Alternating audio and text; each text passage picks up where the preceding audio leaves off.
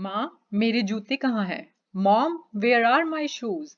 तू ना अपनी चीजें ठिकाने पर रखता नहीं, फिर मुझे तंग करता है। बरामदे में देख, वहां है क्या? नहीं तो लॉबी में देख।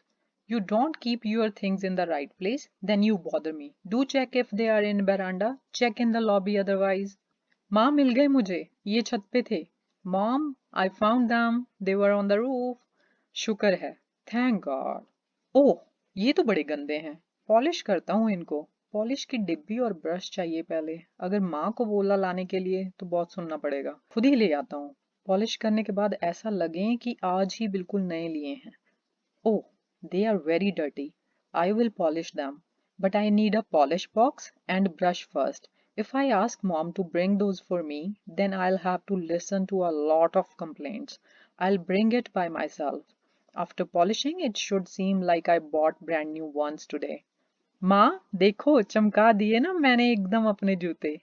कमाल कर दिया तूने तो आज। ये बिल्कुल नहीं लग रहे हैं, शाबाश। Mother, look, I shined my shoes. You have done wonders today. They look brand new. Well done.